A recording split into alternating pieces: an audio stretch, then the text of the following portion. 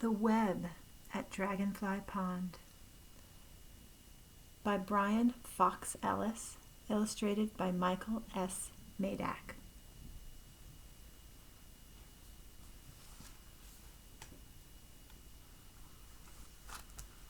The author says that every bit of this story is true. It just didn't all happen on one day, the way he wrote it.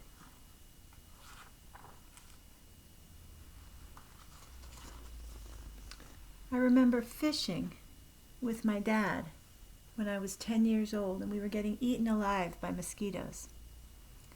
When I complained, my dad said, "Son, do you like to fish? Do you like listening to the songs of birds and frogs?" "Why, yes," I said. "Well, go ahead and brush off those mosquitoes, but don't complain about them doing their job.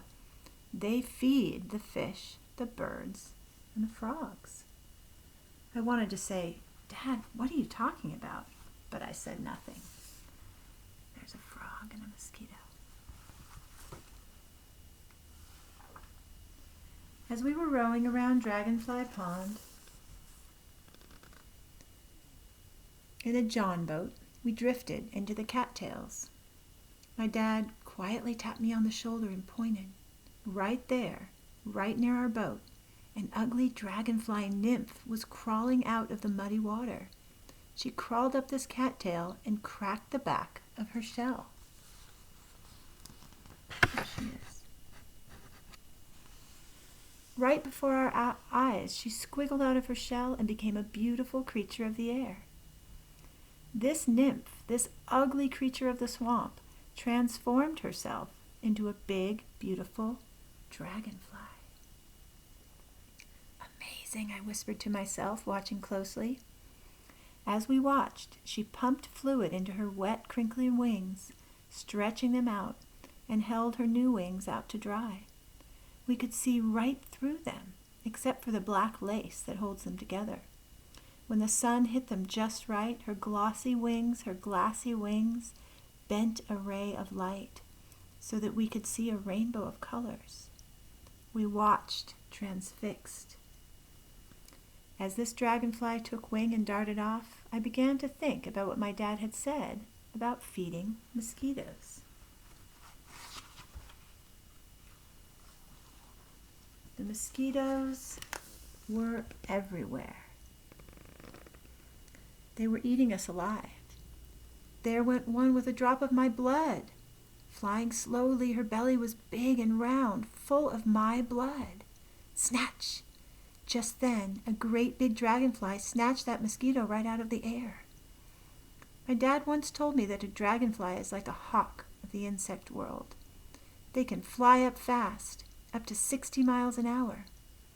Or like a helicopter, they can hover perfectly still. They have 6 legs which hang like a basket to scoop up other flying things. He said that one dragonfly will eat a few hundred mosquitoes each day. I like dragonflies.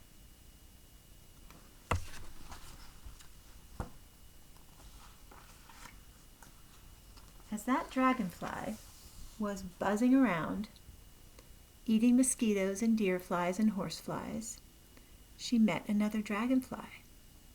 After a while they flew together, with the tail of one touching the back of the other. Flying together, they buzzed by our boat near the cattails by the shore. The dragonfly that had eaten the mosquito, that had eaten me, flew off by herself and touched her tail to the water again and again. My dad told me she was laying eggs, more than 100 of them. Soon there would be baby dragonflies. I asked him, "Why does she lay so many eggs?" He said, "Many of those eggs will not hatch. Many that do hatch will not survive. They will be eaten by minnows and other bugs. Those that survive will shed their skins several times as they grow from small nymph to large nymph to adult. Eventually they will sprout wings and fly like that dragonfly."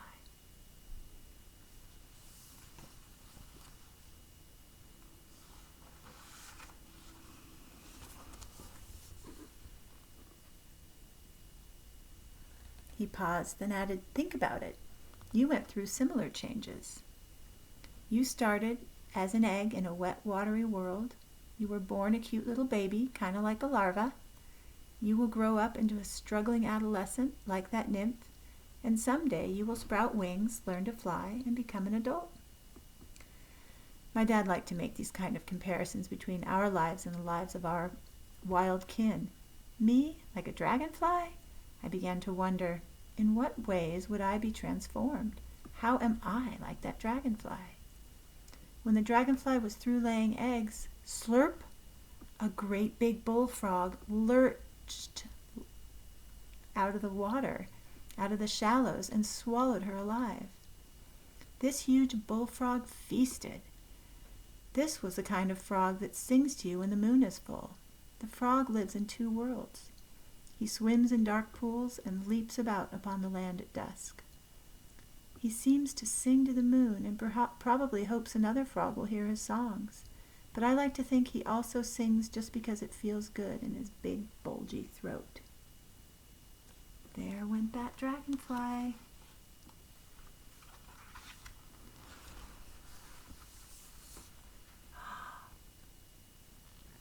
After his feast, the frog went swimming away, out among the cattails and lily pads when, sploosh!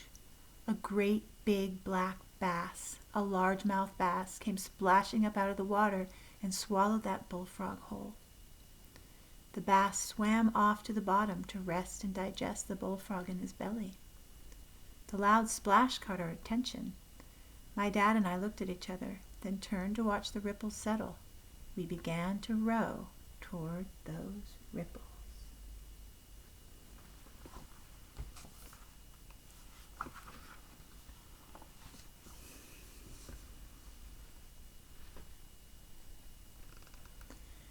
As we rowed across the pond, we watched the sun begin to set. Clouds were purple and pink, red and orange. The sun seemed to be setting into itself, reflecting in the calmness of the still water. I imagined rowing across a lake of fire. Sun fire, sky fire, earth fire, even the water seemed to blaze. We saw a great blue heron stalking in the shallows for minnows and frogs. We saw a raccoon on the shore catching crawdads. A deer came to the bank to drink. A bald eagle circled high overhead. A black crow squawked as it flew toward the fiery western sky. We saw a spider spinning its web between two cattail stalks. More than a thought, I began to feel that somehow all of us were connected. Like invisible strands in a spider's web, there was something on that pond that bound us together. I took a deep breath and I knew I was breathing in the breath of the willow trees.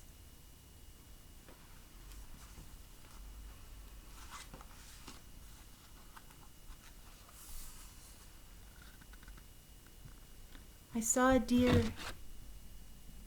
a clear spot about the size of a basketball hoop over near the shore, surrounded by cattails and duckweed. This is the spot, something in me said. The weeds were a perfect place for the bass to hide, and the small pool of calm water was inviting. I whispered, "Dad, that looks like the perfect place. If there's a big bass over there, I'm going to catch him." My dad chuckled. As if to challenge me, he asked, "Can you cast into that little spot from here?" I said, "Watch." I tied on my favorite lure, a jointed minnow, hand-carved of wood so it floats. It has a swivel in the middle of its back, so when you wiggle it, it swims like a wounded minnow. My dad often talked about predator-prey relationships. He said that it is easier for a predator to catch a sick or wounded animal. This way, they help the school of fish, herd of deer, or flock of birds stay healthy. As my dad liked to put it, I think there is an understanding between wolf and deer, heron and frog, spider and fly.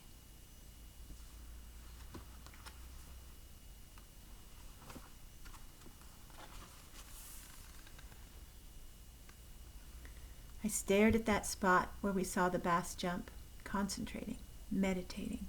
I think I can. I think I can. I think I can. I know I can. I know I can. I know I can. I cast. I can. My lure landed right at the edge of that circle. My heart was pounding. My palms were sweaty.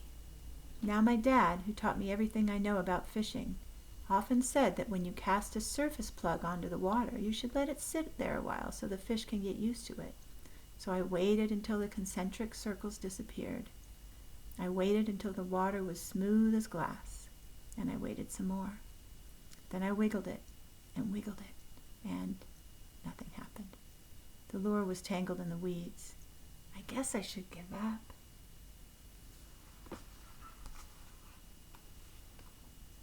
Splash!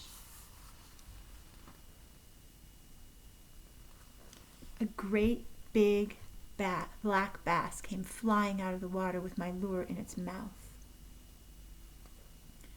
I set the hook. He dove down to the left, trying to tangle me in the weeds. He swam underneath the boat, trying to get away. As I wrestled with that big fish, it was as if everything moved in slow motion.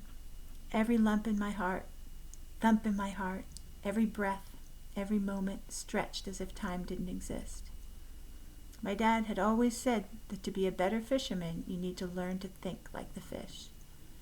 Watching that big bass struggle for his life, I imagined the fear he must have felt, knowing his life was in my hands. I felt my heart leap in my chest. I trembled for a moment.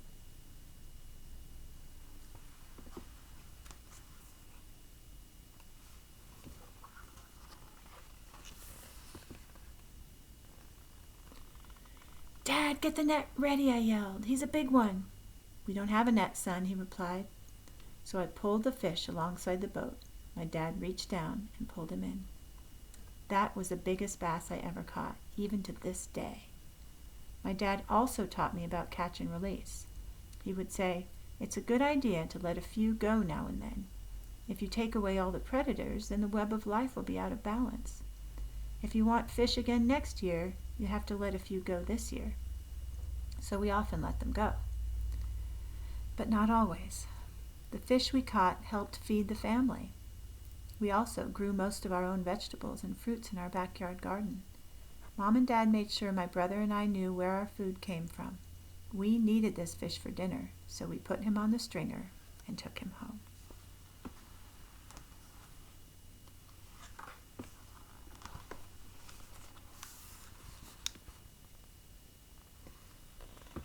When we got home, my mom and brother said, "What did you catch? What did you catch?" Beaming with pride, I held up my bass. He weighed 5.5 pounds. He was more than 18 inches long. As my dad began to fillet the bass, he noticed a lump in the fish's stomach. "Let's see what this fish has been eating," he said. Inside the bass's belly, we found a bullfrog. Inside the bullfrog, I imagined the dragonfly. Inside the dragonfly, I imagined a mosquito. Inside the mosquito, I imagined a drop of blood, a little bit from me.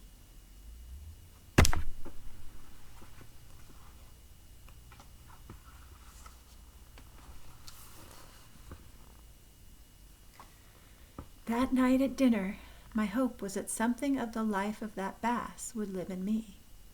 As I shared that fish with my family, I thought about the mosquito and the dragonfly, the frog and the bass, and I knew in my bones that Dad was right. In my blood flows the song of the birds, the buzz of mosquito.